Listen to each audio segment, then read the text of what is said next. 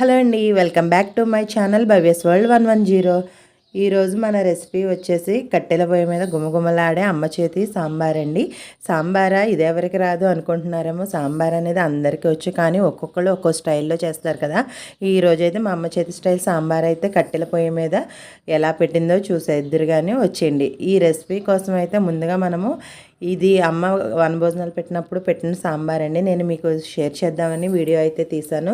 చక్కగా కట్టెల పొయ్యి మీద కాసారేమో. రుచి అయితే ఎంత బాగుందో. ఉల్లిపాయ వెల్లుల్లిపాయ కూడా వేయలేదు. అయినా సరే మామూలుగా ఉండే సాంబార్కి ఏ మాత్రము తీసుకోలేదు. టేస్ట్ ఏంటి, గుమ్మగుమ్మలేంటి అదిరిపోయినాయి. ఒక్కసారి ఈ రెసిపీ చూసేద్దాం, వచ్చేయండి. ముందుగా దీనికోసం కందిపప్పు అయితే మీకు ఏ క్వాంటిటీ కావాలో అంత కందిపప్పు తీసుకుని ఉడకబెట్టేసుకోవాలి.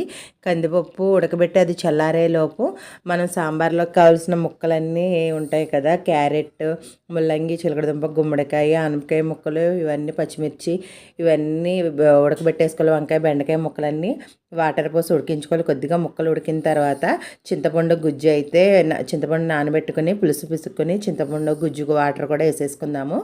తర్వాత అయితే మనం కందిపప్పును కూడా మిక్సీలో మెత్తని పేస్ట్ లాగా చేసుకుని అవన్నీ వేసి సరిపడా వాటర్ అయితే వేసుకుని చక్కగా కలిపి పెట్టేసి ఈ విధంగా మనం పొయ్యి మీద మరగబెడుతూ ఉంటుందండి. ఆహా, అసలు గ్యాస్ మీద పెట్టిన సాంబార్ కన్నా మీరు ఎప్పుడైనా వీలుంటే ఈ విధంగా ఈ పొయ్యి మీద ట్రై చేయండి. నిజంగా చాలా అంటే చాలా బాగుంటుంది. కరివేపాకు, కొత్తిమీర కూడా వేసుకోండి. మరిగించుకుందాము. ఒక 2 పొంగులు వచ్చిన తర్వాత ఉప్పు, కారం, పసుపు అయితే యాడ్ చేసుకుందాము.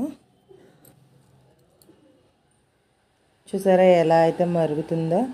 ఇప్పుడు మరుగుతుంది కదా, ఇప్పుడు అయితే పసుపు యాడ్ చేశారు. చూసారా, ఒక 2 టేబుల్ స్పూన్ పసుపు అయితే యాడ్ చేశారు. ఇది మినిమం ఒక 100 మెంబర్స్కి సరిపడా క్వాంటిటీ ఇది.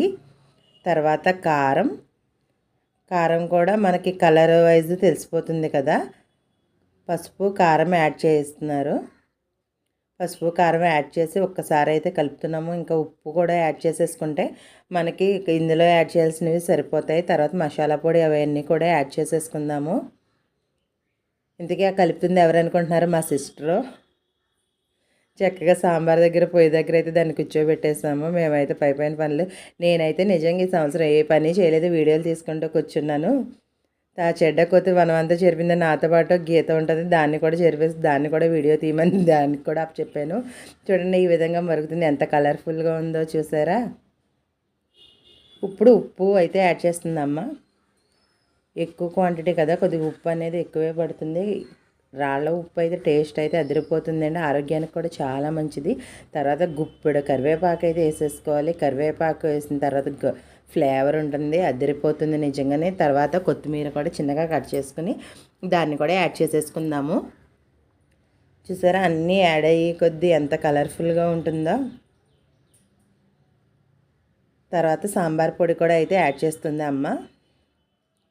ఇవన్నీ యాడ్ చేసుకున్న తర్వాత ఒక్కసారి గరిటెతో కలిపి బాగా మరగనిచ్చుకోవాలి. దీంట్లోనే కొద్దిగా బెల్లం కూడా యాడ్ చేసాము, అయితే అది స్కిప్ అయింది. బెల్లము కొద్దిగా యాడ్ చేయడం వలన టేస్ట్ అనేది బ్యాలెన్సింగ్గా ఉండి చాలా బాగుంటుంది. ఉప్పు, కారం, పులుపు ఇవన్నీ మన రుచి చూసుకొని యాడ్ చేసుకుందాం. తాలింపులు అయితే చిటికెడంత ఇంగువ కూడా యాడ్ చేసుకుంటే టేస్ట్ అనేది అదిరిపోతుంది. చూడండి ఎంత బాగా మరుగుతుందో. ఇంకొక 5 మినిట్స్లో దింపేసుకుందాము. మరిగిపోయింది చూసారా, క్వాంటిటీ తగ్గింది కిందకి. ఇప్పుడు పక్కన పెట్టేసుకుని తాలింపుకి అయితే సిద్ధం చేసుకుందాము. అదే మీరు ఇది కార్తీక మాసంలో వల్ల మేము ఉల్లిపాయ, వెల్లుల్లిపాయ అనేది యాడ్ చేయలేదు. ఉత్తప్పుడు పెట్టుకునేటట్లయితే మీరు ఉల్లిపాయలు, వెల్లుల్లిపాయ కూడా యాడ్ చేసుకోవచ్చు.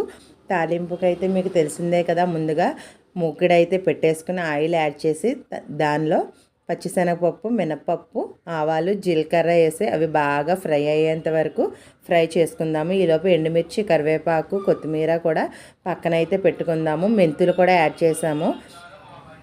సాంబార్కి అస్సలు ఫ్లేవరు వెల్లుల్లి, మెంతులు, మీకు వెల్లుల్లి ఇవన్నీ వేసుకుంటామంటే అవి కూడా వేసుకోండి ఉత్తి రోజుల్లో అయితే. తర్వాత ఎండుమిర్చి ముక్కలను కూడా యాడ్ చేసుకుందాము. చూడండి ఎంత బాగా కలర్ ఫ్రై అయిందో. ఇప్పుడైతే ఎండుమిర్చి ముక్కలను కూడా యాడ్ చేసేసి మిర్చి వేసినట్టు అవి బ్లాక్ కలర్లోకి వచ్చినాయి అంటే చాలు, ఫ్రై అయిపోయినట్టే. చాలామంది మాడిపోయినాయి అనుకుంటారు, కానీ నిజంగా అవి బాగా ఫ్రై అయినట్టు. తర్వాత ఈలోపు కరివేపాకును కూడా కడిగేసుకుని ఎండుమిర్చి వేగిన తర్వాత కరివేపాకును కూడా ఇందులో వేసి ఒక టేబుల్ స్పూన్ ఇంగువ కూడా యాడ్ చేసుకుని తాలింపులో వేసుకుంటే స్మెల్ బాగుంటుంది, రుచికి రుచి బాగుంటుంది. అచ్చు బ్రాహ్మిన్స్ పెట్టే సాంబార్లా ఉంటుంది. పులిహోరలో అయినా సాంబార్లో అయినా ఏ విధమైన పప్పులైనా చిటికెడంత ఇంగువ యాడ్ చేసి చూడండి, నిజంగా టేస్ట్ అద్దరిపోతుంది. చూసారా, ఇంగువ అయితే యాడ్ చేశారు. ఒక్కసారి ట్రై చేయండి, మీరు మళ్ళీ మళ్ళీ వేసుకుంటారు. చూడండి, తాలింపు అయితే ఫ్రై అయిపోయింది కదా. ఇప్పుడైతే దీన్ని మనం సాంబార్లో అయితే వేసేసుకుని కలిపేసుకుంటే మన సాంబార్ అయితే రెడీ. వీడియో నచ్చినట్లయితే లైక్ చేయండి. Please subscribe Bhavya's world 110. Thanks for watching. Bye bye. ఇది అమ్మ వాళ్ళు వనభోజనాలు పెట్టినప్పుడే వీడియో అండి. Thank you.